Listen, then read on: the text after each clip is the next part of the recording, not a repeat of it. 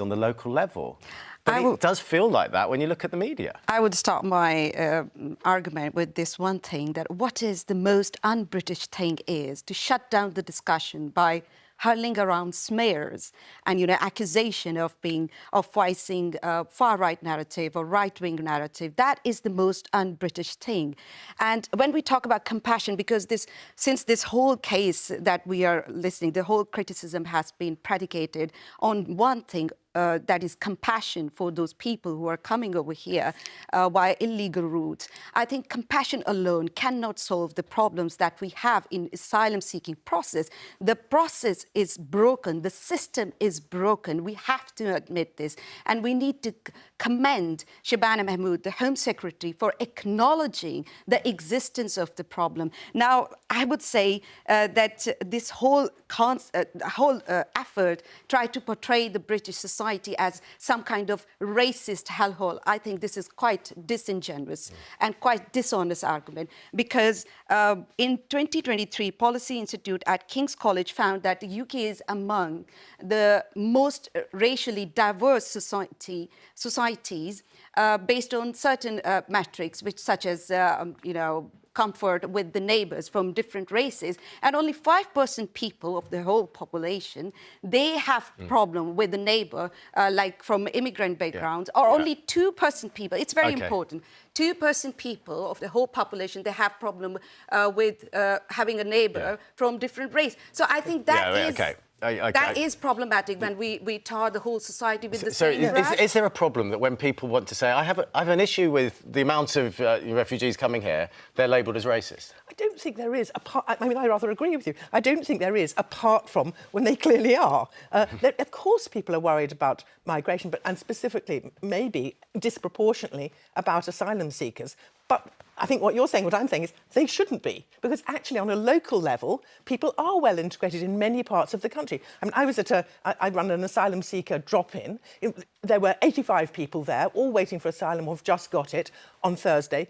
Many nations, many Brits, all getting on perfectly well. We live in the same area, we use the same facilities. We want to get on, and we should. And if we could only allow people, for instance, to work while they're waiting for asylum, so they are not dependent on society. If we could get the systems working quicker, we would do better. We have argued about safe and legal routes, but how are we going to get that? Well, we can get them by processing. We've got them for the Ukrainians. See, people who are criticising Shabana Mahmood, they are not coming up with the alternative. I've got loads of alternatives. No, there is no alternative. Just on that, it does work for Ukrainians. Yes, the Ukrainians. No Ukrainians on little boats, right? But the thing is, the problem, this is the problem, actually, that we try to lump everything in one thing and try to make it look like that we have some privileges for Ukrainian or other people and not having privileges. I think the people who are coming, we have been a very generous country. Yes, and we have providing people asylum. We should be generous, shouldn't we? Because we are a rich country. But I think it shouldn't be taken advantage of. I don't think it is, largely.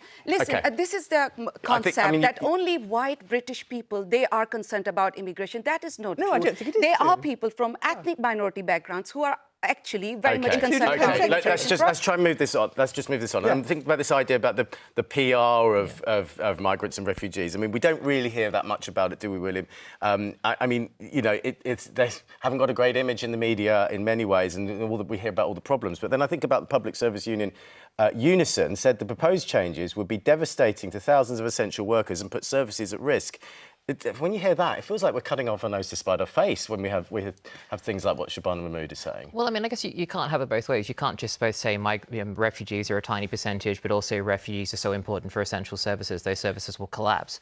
But I do think that there is sort of a real issue, and this is particularly around those who come via the small boats, is there has to be an issue of fairness. I think a lot of British people do feel, well, look, I have to follow the rules in my daily life. I have to wait, on this lengthy list to get that council house. People also who come to this country legally also will feel, well, I had to go through all these hoops to come here legally.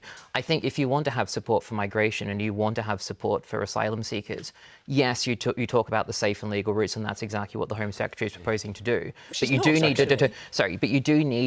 need to deter people from undertaking journeys that are seen to be jumping the queue and are also quite dangerous. There is no queue. So, Helen, when you think about it, the government spends around £5 billion a year on asylum support.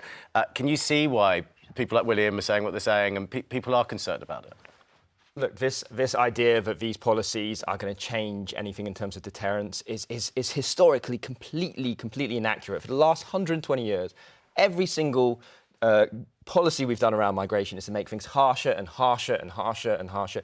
Even this thing about Article 8, where people, before it was 6-7 years to get status through being here, then it was 10 years, then it was 20 years, and Shabana Mahmood is just repeating the same mistakes. If we want people to integrate and contribute, as Sarah said, they need the right to work from the get-go. If we want to copy other countries, as Shabana Mahmood seems to be keen to be doing, then we can copy Spain or Portugal, who gave an amnesty to people who were waiting years and years and years for a decision so they could get on with their lives, so they could contribute, so they could get out of government support and government-supported accommodation, and they've had great results in terms of labour market integration. Khadija, the hard line doesn't work. As Sahar was saying, this is the problem, actually. The problem is that we have made it all about the concern which are coming from one particular section of the society, which is white British people. They are concerned.